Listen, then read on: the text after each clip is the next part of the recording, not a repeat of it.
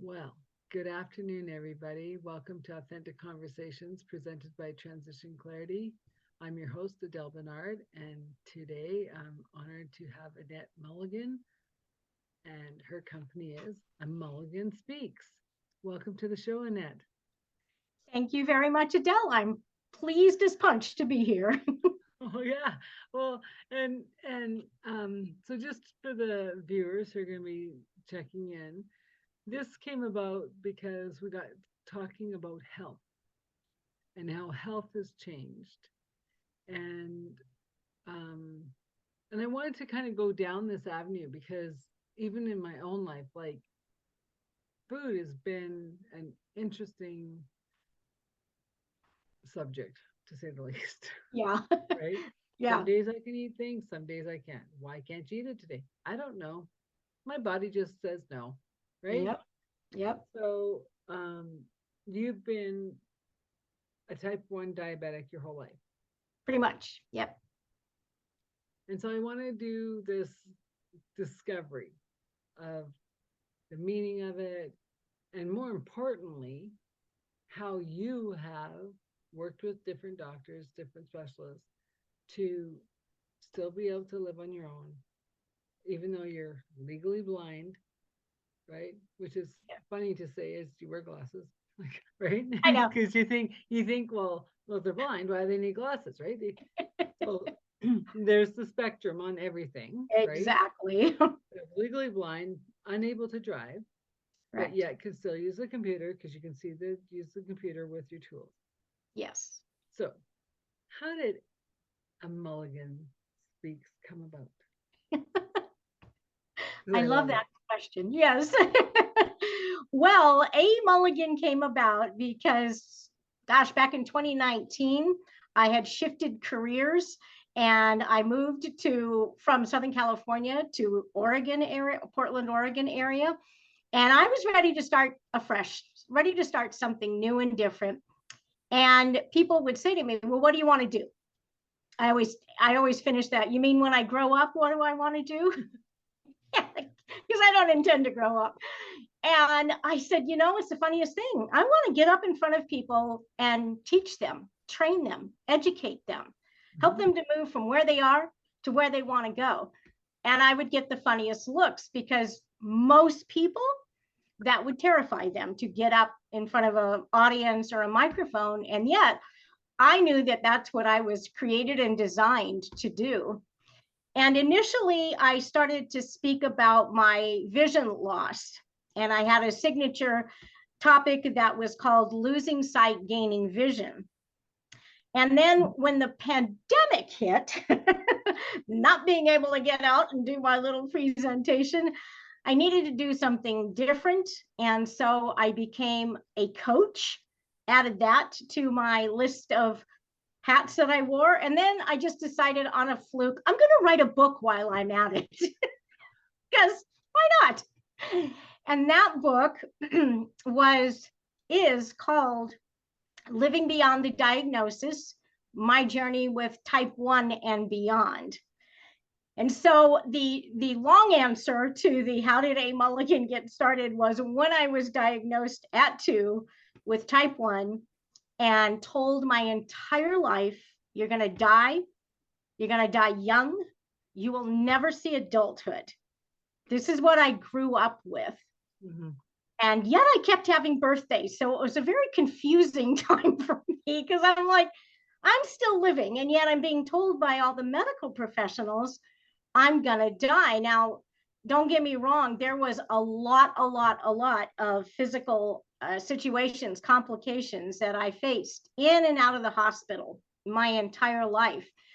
And at 21, because of uncontrolled diabetes, one of the major complications called diabetic retinopathy kicked in. And that's when I began to lose my sight. And so now the doctors were adding on to it. You're going to die young. You probably won't reach adulthood, but in the meantime, you're going to go blind as well. Yeah. So I was like, wow, this is not sounding good at all. And the reality was that in the 60s, 70s, 80s, when I was growing up, diabetic management did not exist. That phrase just didn't exist because doctors didn't know enough, didn't have enough information. And what information was out there was oftentimes really hard to get a hold of, unless you were incredibly tenacious and we're going to go out and check out every book in the library. You were going to have a difficult time, and I did. Then after they did 11 laser surgeries on my eyes to save my vision. I am not completely blind, as you pointed out. I know people think you got glasses, you can see. Yes, I can see, but I just had my checkup this a week ago, and I am 2200 in my right eye and 2300 in my left eye. That's considered legally blind. And you're taking it from the scale of 20/20. Most people, if you're 20 feet away from something, right. So I am the really, really blind people. I have a few friends that I know, when I tell them I'm legally blind and I give them my numbers, they go, oh, you're just sort of blind. And I'm like you said, it's the spectrum. It depends where you are on that scale. But I finally met a doctor when I was 29, and he was an endocrinologist, and I had several other endocrinologists along the way. But again, what they were telling me was, I felt like I was just getting this bare minimum of information of how to change the direction that my health was going. And I was just so frustrated. And I kept saying, there's got to be more information out there. There's got to be someone who can help me figure this out. And finally, I was at the City of Hope, and I was seeing doctors there. They had a program for those who were financially not able to see regular doctors. And I began to see this doctor, and he didn't say the words, but I always felt like he probably thought them when he saw me, when he looked at my records, when he had a conversation with me. He might have thought, wow, she's a hot mess in the way of diabetic control. And he would have been right, because I was a hot mess. And over the next, it was 18 years, I was with that doctor. He began to just slowly unpack, what does it mean to have diabetes? What does it mean to manage, not control? If you talk to a type 1, we don't usually say, oh, I can control my diabetes. You don't control it. You don't want it to control you either, but you work at managing your diabetes. And oh my goodness, I mean, from colds and flu to thyroid issue to whatever, if something would happen, I would go see him because my diabetes would be out of control. And I would say to him, even if I felt horrible at the time, I go, okay, explain to me what's happening. And he would walk me through. I felt like I had like private one-on-one classes with him. And he would explain, this is why your body is reacting this way. This is why your blood sugars are doing this. So can you go into a little bit of that? Like why, like, say, a cold would throw your sugars off, or like? Yeah. Well, my understanding, and not a medical professional, but my understanding. We're just having a conversation. I know. Everyone is that has to do their own due diligence and find exactly. Every when those germs get into your body, your antibodies, you know, the things that are fighting those germs, start to unleash and go after the negative germs that are in you to try to fight them. Well, that whole process of what your body is doing to try to fight that is also, in a way, and if medical professional hears this, they're going to freak out because it's not, you know, proper, but it's in a way. It's your journey. Exactly. It's in a way like it's releasing sugar into your body because it's working so hard to go after those germs that it's trying to fight. And so when a cold or a flu comes along, your body is working to try to fight that, but then it's also releasing sugar. And because you don't either have enough insulin in your system to reduce the amount of sugar that's rising up in your body, that's where you can get into serious trouble. If I ever got the flu, the doctors would always tell me, don't get dehydrated, whatever you do, because that starts kind of a cascading event of if you start to throw up and you get yourself dehydrated just in that process, that's when your blood sugars can just go through the roof. And then that causes you to have more of those complications, more vomiting and just more fluid loss, which as you know, your body has to have that fluid in order to sustain itself. Yeah. So it was always kind of a gamble, as when, I would do my best to stay well, wash my hands, make sure I was doing all the things because the normal person could get a cold and be over it in, a week, 10 days. But for me, I could end up in the hospital. And so that was always, and then that would add stress. That would add stress to the already stressed cells in my body.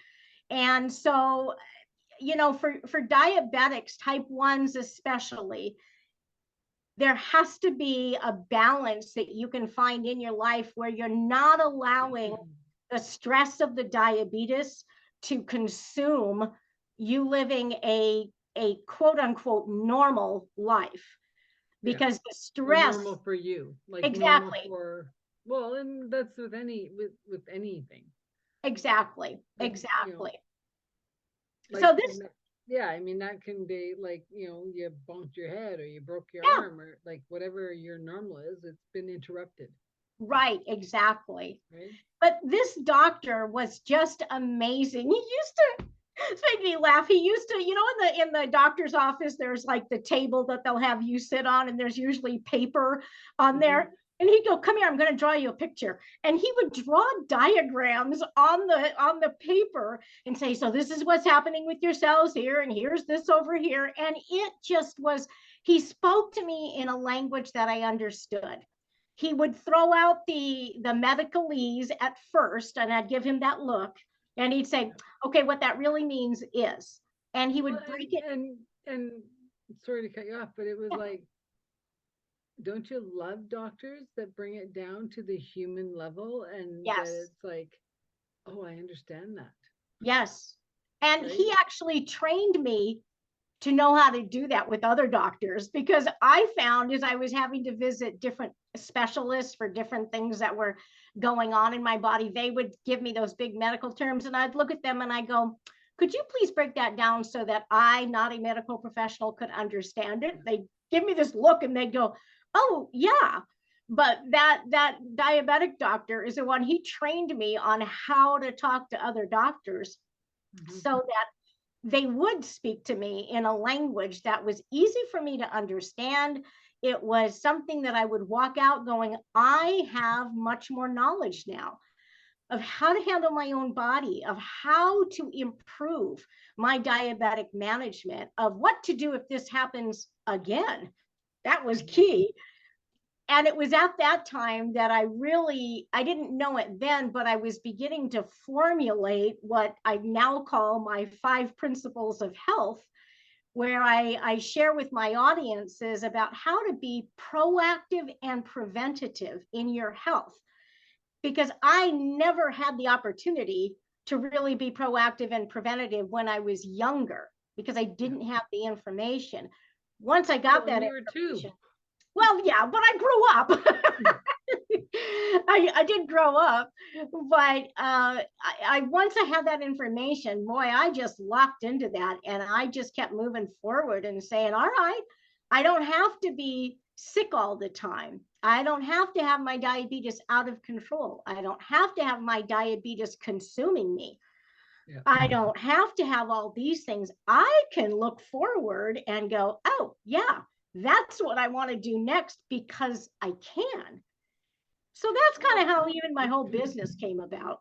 And I think that's a key statement well, not a statement, but an offering to whether it's diabetes, whether it's heart, whether like whatever it is. Right.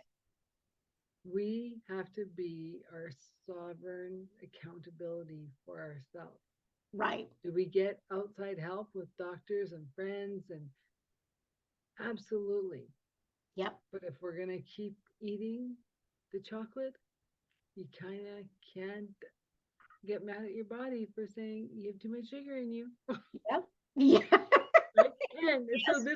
so this is interesting that we're talking about this because um recently in my own health, like I was like, okay, what is going on? Like my body's sore and it's hard to wake up. And I'm like, okay, what is going on? Because I eat a fairly clean diet, right? Like I've Right. stripped out just about everything. Met some nutritionists through a weird way, talking. Well, first it was I found a podcast of a doctor talking about the cells, Yes. right? Yep. And why certain cells go into diabetes, go into heart failure, go into cancer, whatever. Okay. So then as I'm listening to him, he kept on talking about histamine. Mm-hmm.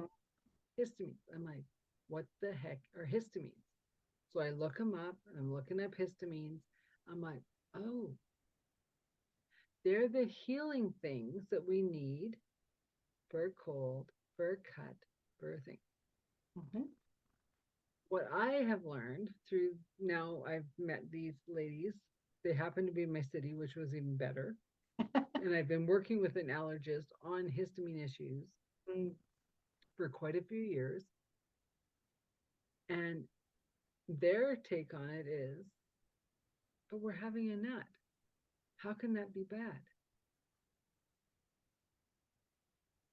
Because the nuts have histamine activated ingredients on Right. them. Why is the baked potato? And I know in our other conversation we talked about having the baked potato, Yeah. right? Right. Why Because not? the baked potato is a histamine inhibitor. Mm-hmm. The tomato, histamine contribute, right? So I'm like, how does histamines in our body work with diabetes, all these other things? So when you talk about you getting a cold, all those sugars go. I'm actually going to challenge you on the sugars, more on the histamines, which Mm. act like sugars. So your body goes, oh, she's sick. We got to, ramp up our histamine, right? Right. Meanwhile, you've had the baked potato or you've had the tomato that you didn't know were contributing to the histamines. Like, and to get me to not to get off topic, but our bodies need histamines because that's how it heals. Right. But just like too much sugar for a diabetic or the wrong foods for a diabetic, too many histamines throws the whole body off, Mm-hmm. right? Yep. So I'm looking at this like correlation of disease in general, overload of histamines, and I'm like, but what's wrong with the nuts? They're supposed to be good for you. They're supposed to be healthy for you. So then I read, well, they are good for you. If you soak them overnight, Mm. you rinse them off, you put them in the oven, you dry them out. And I'm like, wow, that's what a nut's supposed to taste like? It was like eating sugar cubes, but way better. Yeah. Like, like I'm looking at this almond and this cashew, like it was the best party in my mouth that I've Mm. ever had. Is it a bit of work? Uh-huh. Yeah. Is it worth it? I won't eat I would nuts think again so. without that. Yeah. So by doing that, you're washing off. Your basic, okay, so this is my understanding. Okay. Yeah. Now we're going to get, really technical here. Yeah, because both of us aren't doctors. That's Do right. your own research. That's right. Do your own. Because like you, very sick as a child, couldn't figure it out. What's going on, right? Whatever my mom was doing, whatever doctor was saying, like she tried their best. And I have no fault to my parents, and I'm sure you don't have anything Nope. either. Not Right? at all. But Nope. in my own research, I'm like, okay, so where's this allergy coming from? You're going back 7, 8, 9 generations, Right. right? Yeah. And no fault to doctors because they could get a degree every week with all the literature that they have to Yeah. go through. Yeah. And that's in their specialty. Yeah. We're not even saying general. We're saying your specialty, you could get a degree every week. And so for me, I had to become my own advocate. Yeah. And so when I was like blaming it on COVID, like I'm not out walking enough, I'm like, why is my body hurting? And I started coming down to what are the histamines? Mm-hmm. And this journey is very new to me because it's only like 3 weeks, maybe, Okay. right? Yeah.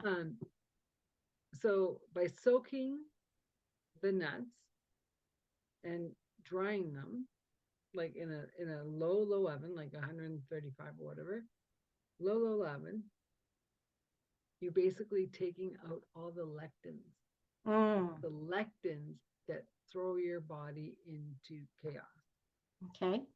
right?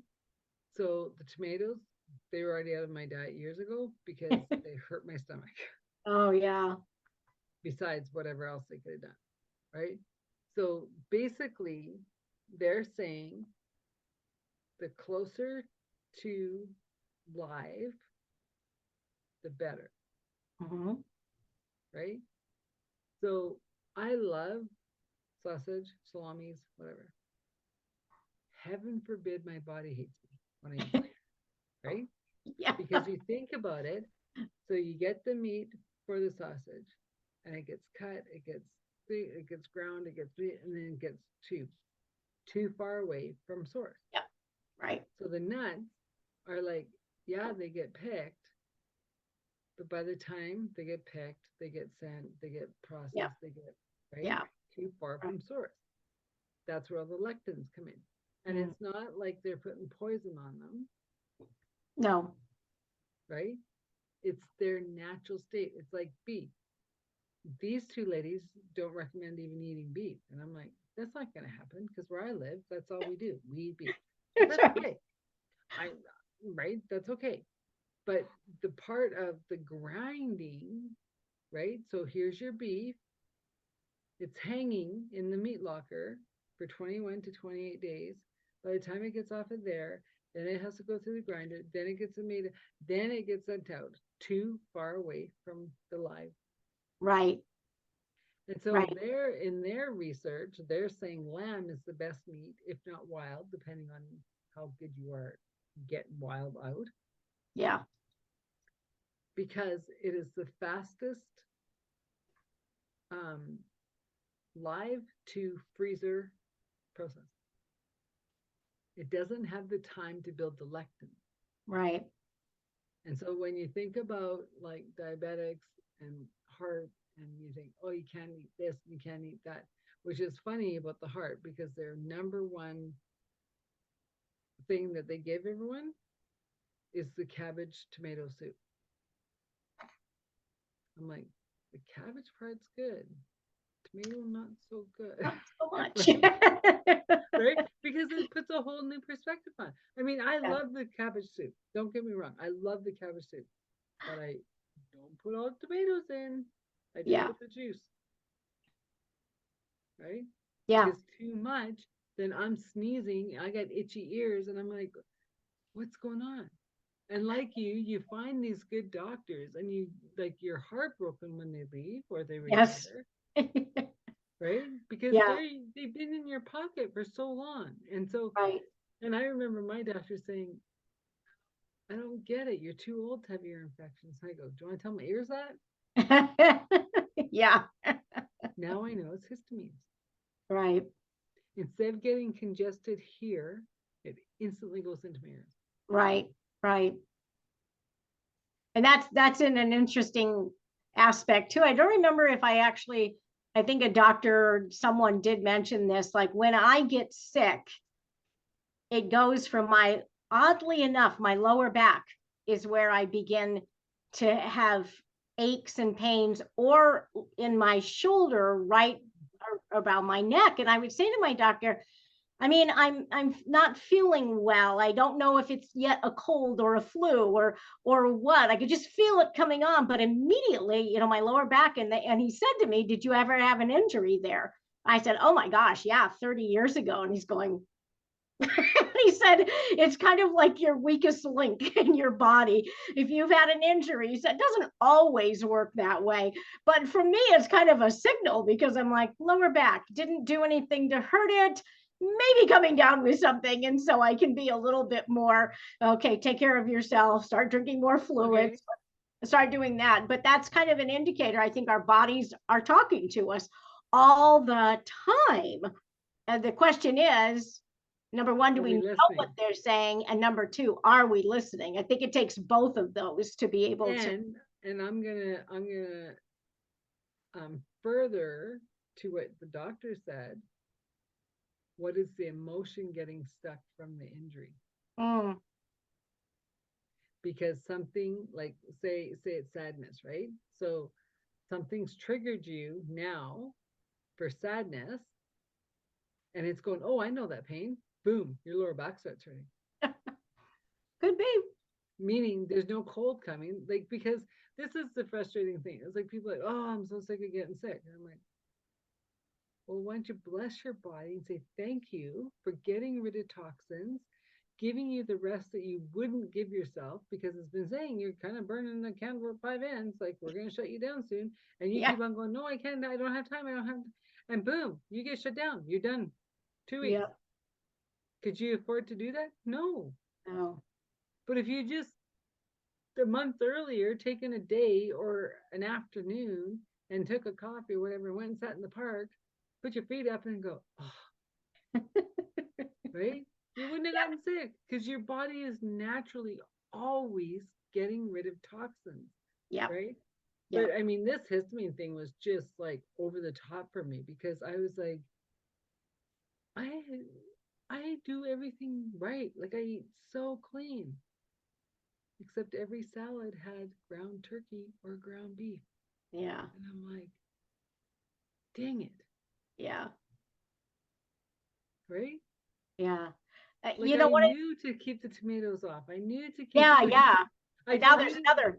yeah, I don't eat white potatoes maybe 4 or 5 times a year, Right. Right. right? Yeah.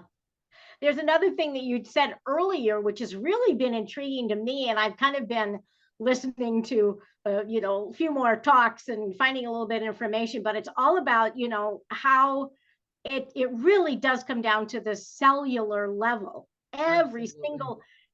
Every single thing that happens to us, or is happening to us, or will happen to us, it starts down at that cellular level. And I don't remember if I told you about this, but a couple of months ago I had a person I was talking to, and she just was kind of just saying, oh yeah, I have type 2, but I don't want to give up eating my sweets. And I'm like, okay. Well, and that's been a huge thing for me of I honor where you are. Right. I only ask the same in return. Yeah. The issue was, she said that was for her, but she goes, my husband, I can't figure out what's happening with him. And I said, tell me more. And she said he was over 300 pounds like 2.5 years ago. He got type 2. The doctor said he had a heart condition. He had this, he had that. And the doctor said, you need to lose weight. He dropped down to about 180 pounds. And she said, he feels great. He's active. He's busy. his blood sugars are still out of control.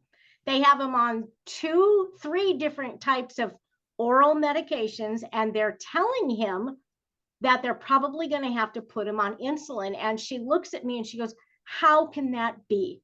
How can he have done everything that he was supposed to do, and yet his blood sugar? They don't know. Right. And I said, and my belief is big pharma is keeping us sick. Well, I agree with that wholeheartedly.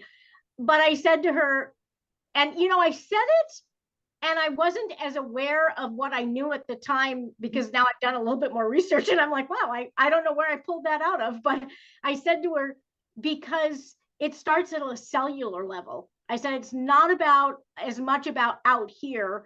It is to some degree, but he made all of these changes, which were wonderful. That was fantastic. But I said, damage was probably already done at that cellular level, that no matter what changes he made, his cells have still been damaged. And so they're not responding. And I'm not a huge fan of oral diabetic medicine, because I don't think it's good at all. But that's just my opinion. So I don't know what's happened. I haven't had a chance to talk to her, but and it's also like from this podcast of this doctor, he was saying, like, so he started testing all his family, right? The immediate family, the cousins, going out. And he said it was fascinating to him, because he says usually a family gene will have the same cells. He says they didn't. His family of 4 did not have any cell. Like, one had traces of diabetes, one had traces of heart disease, one, and he's like, like, they know they're the same family, but the genes, the cells weren't saying that. Interesting. So then I go back to, well, how many lifetimes do you have to go back to figure this out, right? Because I'm the same as like the gentleman, because I was like, I followed my doctors, right? On my own, I've done a lot of cleansing, a lot of clearing, and I'm like, something's still missing. Right. What am I missing? So now I'm like, is it the histamines? Is it the lectins in it? I don't know. Right? And then all of a sudden it's like say vitamins, right? That you've been on for years. You're coming to the end of the bottle. Oh, you put it in a note to go get some more. Nope. No.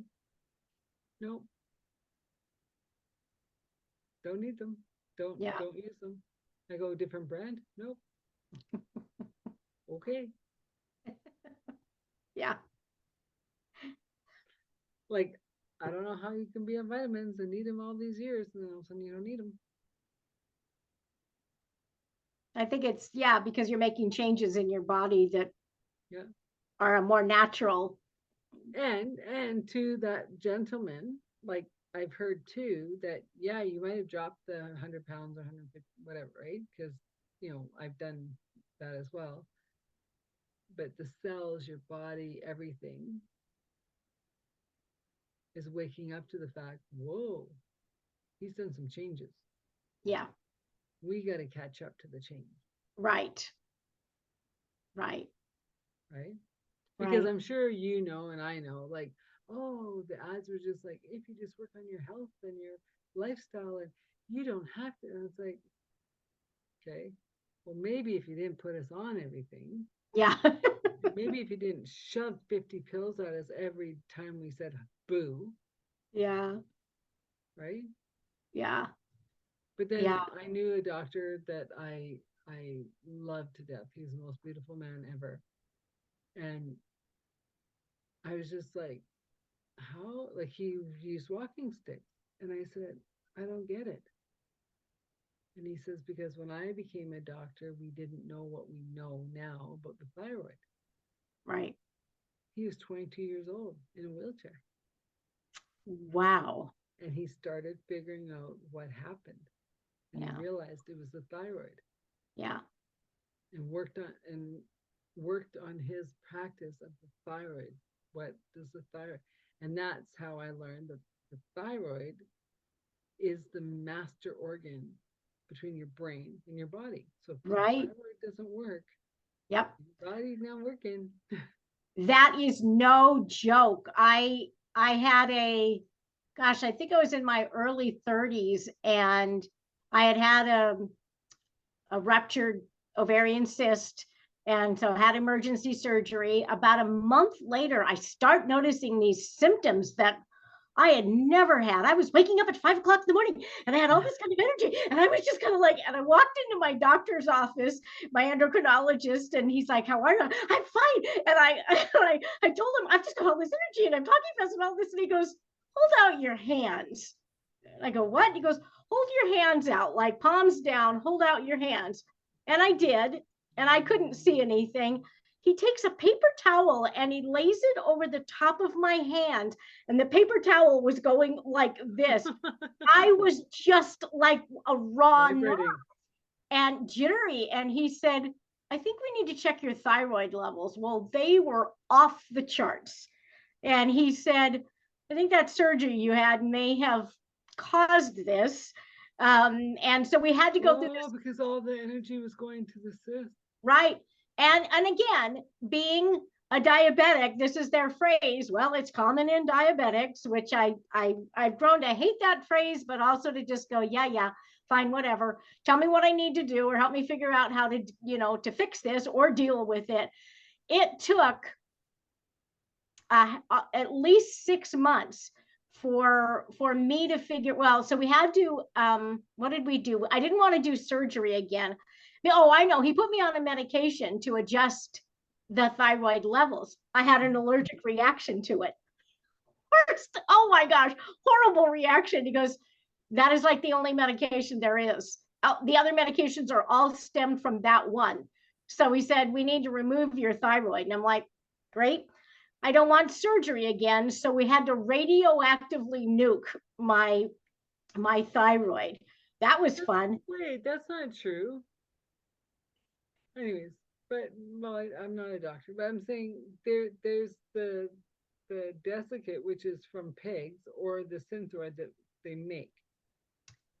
This was not either one of those. This was because I had high thyroid, and whatever the medication that he had Oh, given me to reduce the thyroid level. okay.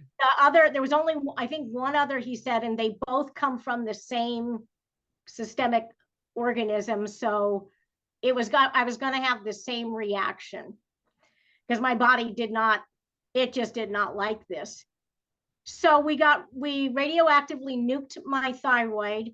And then, so my levels are up here, way, way high. I'm, jittery, having, my heart's pounding like crazy, got so much energy.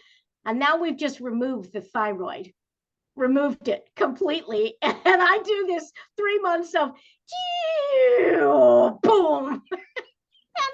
And I would go see him every month, and we'd check my levels, and he goes, "Yep, here's what has to happen." He said, "We have to get your thyroid level down to a place where we can then start to supplement it Yep.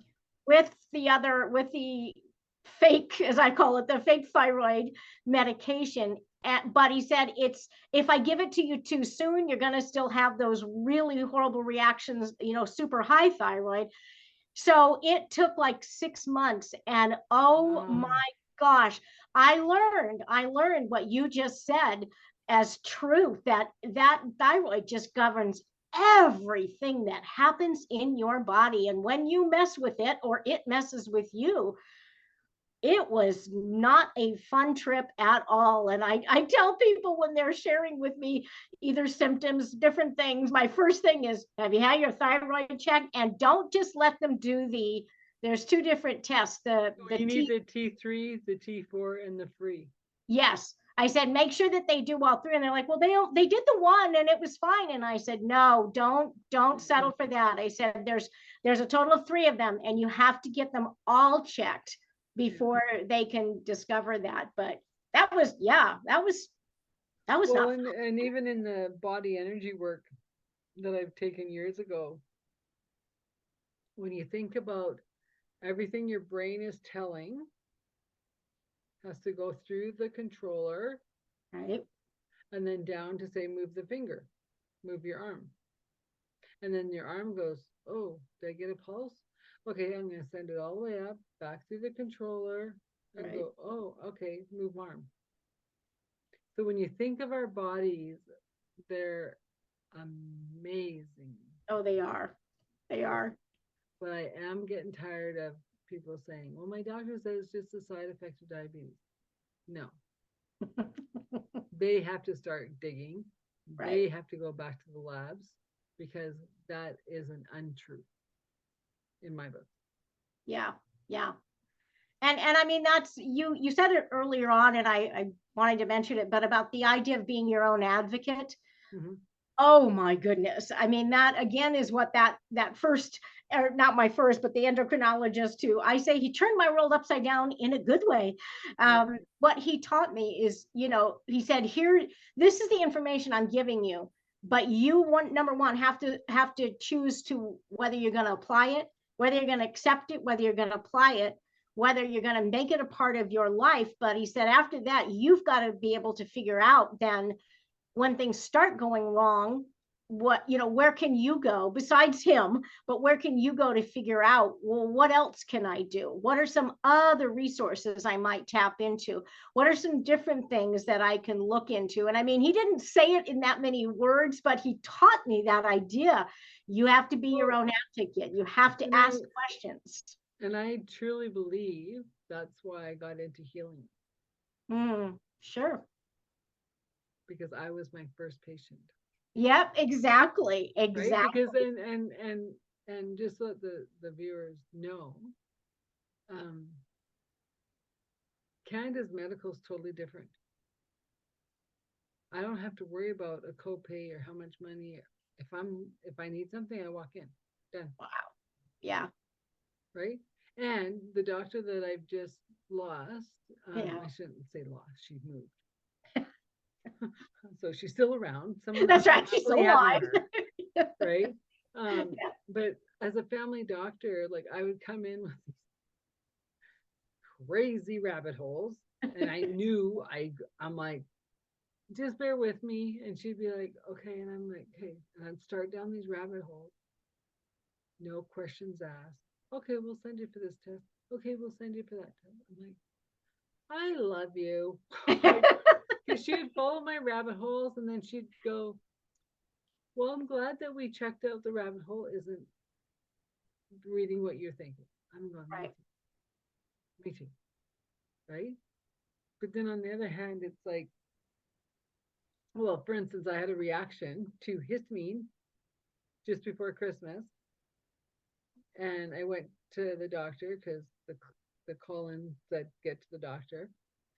And I see a different doctor, my doctor. No. Right? Well, I don't know who my new doctor is. To be honest, Right. I don't know who she is. I have a name, but I haven't seen her because I don't get Right. sick. And so I get this doctor, and I'm like, oh, he's my kind of doctor. Without saying a word, he hasn't said a word. He had 2 healing bracelets on his wrist. Yeah. My kind of doctor. And basically, I whatever, whether it's eating, whether it's the cold, whatever, my body was literally pushing out hives because something got in it Right. did not like. Yeah. Right. And Yeah. so so this happened, like say I ate it at supper. So all night I'm up with like getting worse and worse and worse. By 6 a.m, I'm like calling the medical, going, oh my gosh, like what the heck? And they're like, go straight to your doctor's. I go, okay. So I show up at my doctor's. It's not a walking clinic. I go, but my doctor works here. Well, not today. And I go, they told me to come here. Yeah. And so I go into the doctor and I go, that front staff. And he goes, we know. I go, right? So obviously I'm not the first one, right? Right. And he's just like, you're having a histamine reaction. And I'm like, what's that? Right? It didn't even click until like later. Right.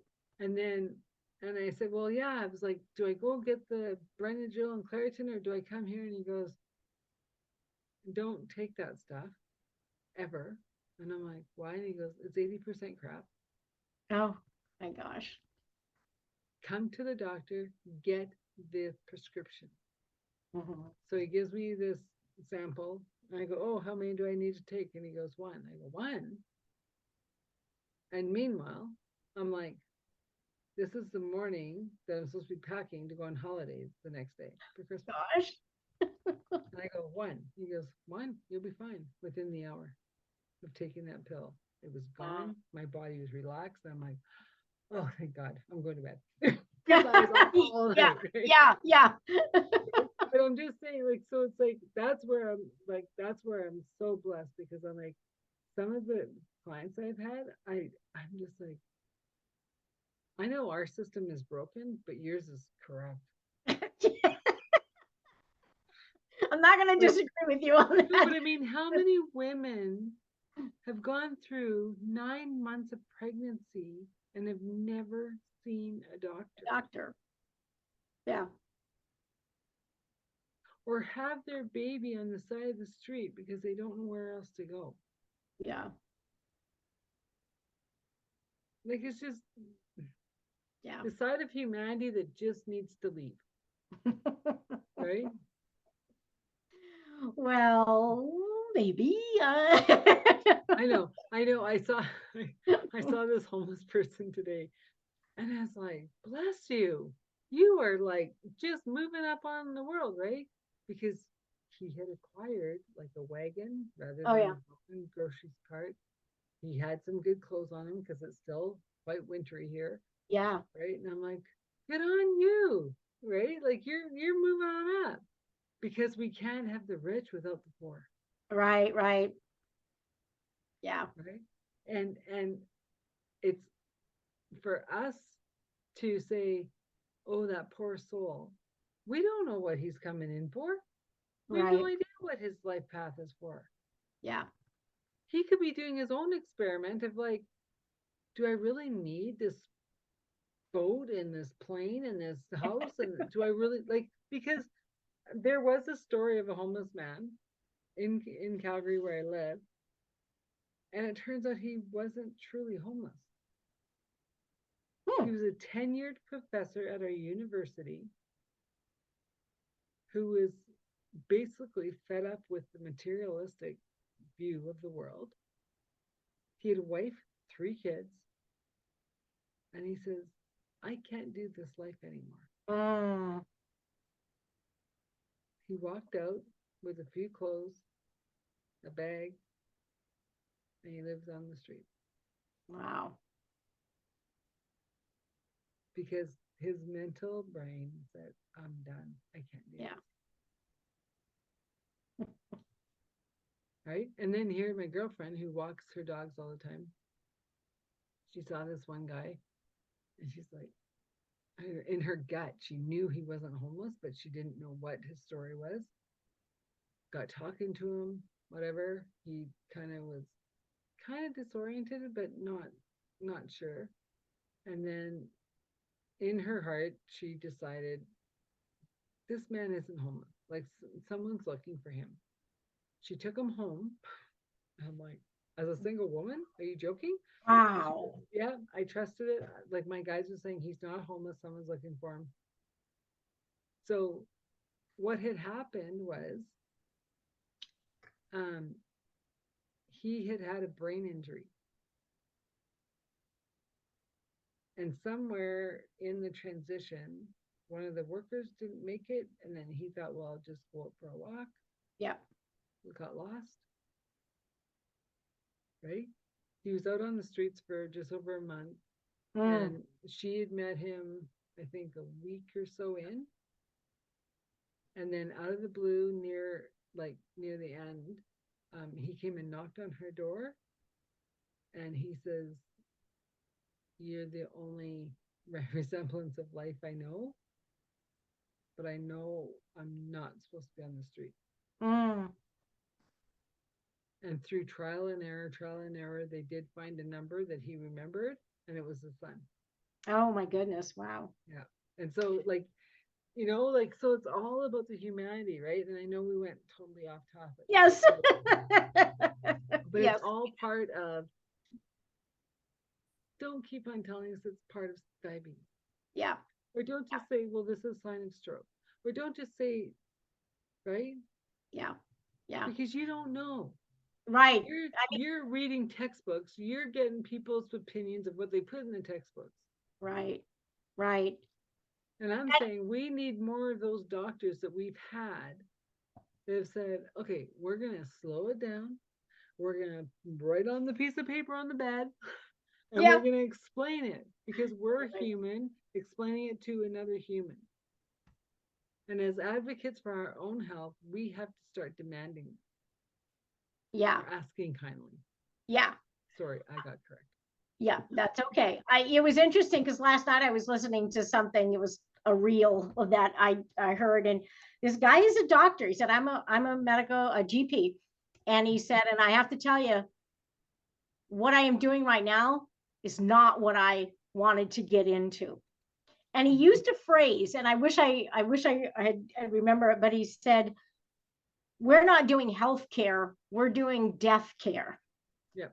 Because he said, we're not teaching people how to live preventatively or proactively. We're basically waiting until they get sick enough, and then we start throwing medications at them. And then that doesn't fix the problem.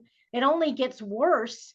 And then basically we're putting them on a death watch. And I could, whether this was true or not, it was ringing in my head because I was like, oh my gosh, yes. I mean, he was saying what I think you and I are saying. But I've heard of old folks homes renamed as death camps. Mm, They're just fancier than Auschwitz. yeah, yeah. But he was Right? pretty adamant about that idea that Yeah. says the medical field today, and I mean, bless their hearts, I know there are people in there who Oh, who they're trying. they are They're just trying. trying so hard, and some of them are doing a fantastic job, and I'm alive today because of the grace of God to get to the right doctors and to have the right care to get me to where I am now. And I am so thankful for that. But I've also talked with a number of doctors who have either left the profession completely because they said they are forced between pharmacy and insurance companies to provide the least amount of care that they can for their patients, and they watch their patients just struggling like mad, and they don't push have the pharma. Yeah. Yeah, and they don't have the time, and they're supposed to throw this at them, and they can't do that. And so I get it, but there are those who are doing a fantastic job, and I'm so grateful for them. I currently have an endocrinologist who she's so funny because we kind of come into we're doing video call now because we started during COVID, and there's really no reason for me to have to go in to see her, and it was quite a drive for me. But we have these conversations about this, that, and the next thing for the beginning of our time together. She's kind of like, so what's on your mind? Anything goes. And I'll talk to her about it, and then she'll go, oh, I guess we should address where you are with your diabetes, right? And I go, and I've already gotten my test results back, so I already know where I am. And she goes, everything looks good, don't change it, I'll see you in 3 months. And those are the kind of appointments that I would love for more people to have, for more, just diabetics, regular, I don't care who, but the kind of appointment where you can carry on a conversation with your doctor, you can chat about what's happening, and then take a look and go, yeah, it all looks good, okay, fantastic job. And I've been in lots of doctors' offices that have a sign only one issue at a time per visit. And That's I'm like, crazy. pardon? Yeah. Well, we're just so busy. But they're Yeah. also, their fees have gone up too. Like they're being charged so much to run a practice. I'm like, Right. ah, Right. like it's just such a broken system all the way around. It is. It is. And there is no perfect answer to it. But it is Well, and what it then is. so here's another like um with this histamine thing. If potatoes are so bad, right? And histamines might be the counteractive of sugar, right? It's actually not the chocolate bar that's killing people. It's the potato chips. Yeah. Yeah. And I'm like, huh, let's try that one on for size. What's your doctor say about that theory? No, I haven't talked to them. Okay. I'm just like, I all of a sudden I saw this vision of like a reel when they're lighting the potato chip on fire. Oh yeah. Yeah. Oh right? gosh. And there's one of like one, I don't know what they're like, a crunchy a tostito something. I don't know, I don't eat them. But they Right. say, oh no, you always have to take a bag camping. And I go, pardon? They said the best fire starters ever. You don't eat Oh them. my gosh. They're the Oh, best fire starters, and fire people are start. eating this in their body. Yeah. Yeah. Yeah. I have a friend who says that any processed food is basically poison food that you're just forcing your immune system to have to deal with. And your immune system is like, no. I know, but I mean, I don't think nuts are processed until I learned that No, you have to soak them.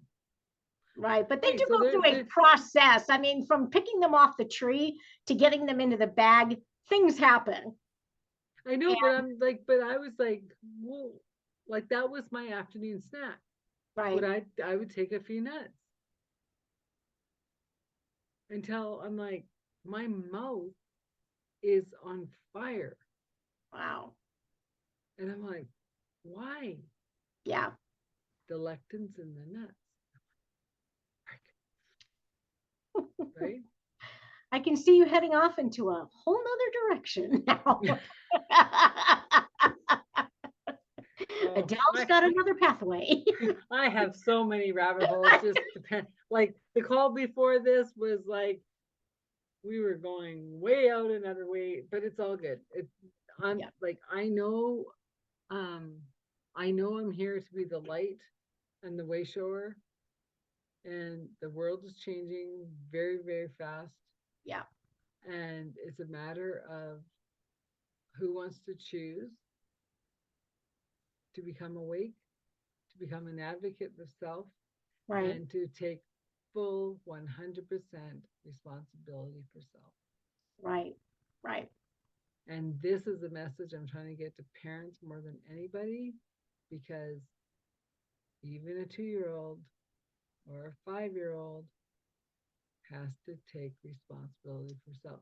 And back to the eating, right? Like a 2-year-old will know apple or banana. One day they're going to say apple, one day they're going to say banana, one day they're going to say none. Honor their choices because they're listening to their bodies better than we have ever. And they are miraculous to watch. Yes. Yes, they are. Right? Because my little grandniece, she had asked me, she's like, Auntie, apple? I go, yeah, sure. But of course, we have like the whole family in the house for Christmas. So Auntie gets sidetracked very easy. This little girl, 2 years old, comes up to me and maybe an hour later. And I'm in the kitchen this time. Last time she asked me in the living room. This time at least I'm in the kitchen. And she goes, Auntie, and I go, yes, sweetheart. And she goes, apple? I go, oh, I am so sorry. Auntie forgot. That's okay. Oh my God. So I give her apple. And luckily, because I'm a planner, I prepared the apples ahead of time. Oh. So when she wants an apple, she wants the whole apple. She can eat the whole apple. Yeah. I give her piece. Yeah. Oh my goodness. Yeah. Right? Yeah. So she knew her body was wanting some apple. Right. Right. Right? I Yep. didn't discount her thing. I went, my thing. Yeah. Too many rabbit holes I can go on from the living room to the kitchen. I'm so sorry. Right? Oh But she my wasn't giving me the guilt. No, no, She was no, no. just like, apple. Apple? That's sweet. That's a sweet story. And so, yeah, and so it's just like, I'm just looking at how many ways we can honor our bodies, slow down enough to listen to what they're saying, Yeah. right? Yeah. Because we are here for a reason, Absolutely. and it's definitely not to be sick, No. No. right? No. It And is we not. and we meet who we meet on our journey as we share our information. You know, maybe I should go look that up. Yeah. Not on Google, but maybe, right? Or talk to a new doctor, or Right. Right. find a new nutritionist to see what they're saying, right? Because this Yeah. histamine thing was like, it's a canyon that I didn't know was even there. Yeah. Like, I literally walked off and went, "Whoa, how did I get up here?" Right? And so, yeah, so I mean, um it's making me look at all foods differently, Right. how the cells work differently, how, like, even sugars, meats, like, are we becoming vegetarians? Maybe, but not the way they're farming right now. Yeah. Oh, and No. that was the other thing, was I always, when I eat salads or whatever, I'm always getting the mixed field greens, right? Mhm. But every once in a while, there's some spinach mixed in. And I'm like, stop putting the spinach in, because my mouth goes crazy. Wow. No spinach on the list. It's with tomatoes. Yeah. I'm like, wow. So, and that, no, this is what I was going to share with you. So I spent a lot of time learning how to have lemon or lime water to wake your system up. It's good to wake your system up before you put food in. Mm. I hate lemon or lime, but I could stomach lime. It was softer, better. No citrus whatsoever. They're all histamine active. And I'm like, Wow. wow. So it wasn't that I had too many Chinese, like the Japanese oranges at Christmas. Mm. One is just too many, Yeah. right? Yeah. When I used to drink alcohol, I used to always have pina coladas. Oh, can't have the cream, can't have the pineapple, can't have the vodka. Perfect. Wonder why I quit drinking, right? Like, Yeah. and you're not, and you're thinking, well, it's just my blood sugar. No, you're not supposed to eat them at all, Yeah. right? Because I have histamines. Like, I didn't know people kept their mouth shut while they breathe. Yeah. Because as a kid, I was eating all the food that I'm not supposed to eat with histamine. And I'm not saying everyone has histamine issues, Right. Right. right? Yeah. But I'm saying I've worked with an allergist long enough working on histamine Yeah. reactions. She'll bring everything happening into the body into an histamine starter. Mm. Every disease, and I said, and I follow that with, it might be started by the histamine, but it's an emotion trapped. Yeah. Is it this lifetime? 10 lifetimes ago, generations, who knows? Generations. Yeah.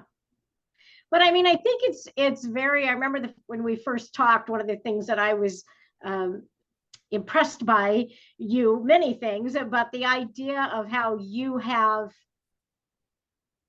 taught yourself. I mean, yes, you've been your advocate, but you have figured things out, and you are walking that path that says, I'm just because either a doctor tells me this or has told me that, or even somebody else, I had to find out on my own what worked best for me and what is best for me. And that is, I mean, I know we've already talked about this, but that is such a, I feel like in some ways it's missing in our culture today, which is so weird because we're so independent and we're free thinkers and we're all this sort of stuff. But back to that idea of being responsible too, that in many ways seems to have gone by the wayside. And for myself, and I know I shared this with you earlier, that I have chosen to give up, and it wasn't painful, but I have chosen to give up most high carbohydrates, starchy carbohydrates, bread, crackers, rice, potatoes, any of that, because of what it does to my blood sugars. Doctors didn't tell me to do it. Every once in a while, I don't know, my journey, remember my journey. Yeah. I have things every once in a while, and you said it last time, like sometimes you just need to have something. And yes, I will do that when my body is saying, have a cracker right now, put some cheese on it, you just need a little snack. Absolutely. I don't enter into that with guilt or shame or anything else. I go, I'm having a cracker right now. It is the overall picture that I chose to do this. And I go and have the things that I feel that I want and that my body is calling for at particular times. But it's just a general overall thing. And my point is that I believe everybody needs to be able to figure that out. Everybody needs to learn their body and to know their body well enough to do the things that you have done, to make the choices, and for myself as well. And not everybody's going to do the same thing. Not everybody has to be doing the same thing or agreeing even on what the right thing is, because we're all made differently. So well, and like you're saying about the potatoes, whatever, like I made a soup, and I knew the ingredients. Well, I thought I remembered the ingredients from the farm, right? Fresh vegetables brought to me from the farm. I'm like, why am I having a reaction? right. And so then I went, well, did I put lentils in it? No. And then I went, oh, I took a picture of like, thanks for the bounty from the farm. And I went back through my camera roll and I looked at all the stuff that was going on the trays in the oven. And I went, oh, freaking pumpkin. Can't eat pumpkin. Histamine. Because I'm like, but I made it. I know it's a homemade soup. Yeah. I didn't put crap in that I can't eat. Right. But I didn't know I couldn't eat pumpkin. Right. Right. And it's also about the potatoes too, right? It's like, okay, so I can't have white potatoes. Who cares? I can have sweet potatoes. I can have purple potatoes. I can have, okay, right? The white one's not so nice, but the other ones are great. Yeah. Looks a little strange, mashed purple potatoes, but that's okay. We're just how do they taste? Brightening up the table, right? That's right. A little bit more color. That's what we need. Hey, we got to keep the laughter going somehow. Oh, absolutely. I'm a huge fan. If you can't laugh at yourself, meaning, finding the joy, then boy, I don't know what is life worth if you can't find the joy in what you're doing and who you are. And as we're wrapping up here, like that's one of the reasons I asked for you to be on the podcast, was because through all the trials and tribulations of health and blah blah blah, right? Like can't drive, gotta get rides, whatever. The joy that comes out of you is so infectious, right? Like it just like I'm like, oh yay. Right? Because I'll be honest, I was coming into this podcast going, holy crap, I gotta keep talking more. I've been at networking since 8 o'clock this morning. Oh my god! And I just like whoosh, like I've had little breaks, like 5-minute breaks in between. And I'm just like right back at her. And so, but I was just like, oh yay, I get to finish with Annette. Well, we're gonna thank laugh, you. We're gonna have fun. Yes, right? We are. And we're yes. But the thing is not that we didn't tackle some heavy issues. Yep. Right? Yep. But the underlying thing, be your own advocate. Right. Absolutely. And whether it's in the US, whether it's in Canada, whether it's somewhere else in the world. Right. Find your tribe. Right. Yes. Your friends, healthcare, whatever. Yeah, absolutely. Right? Listen to the body because it never lies. We get too busy to listen. Right. But it shuts us down if we don't. If we don't, absolutely.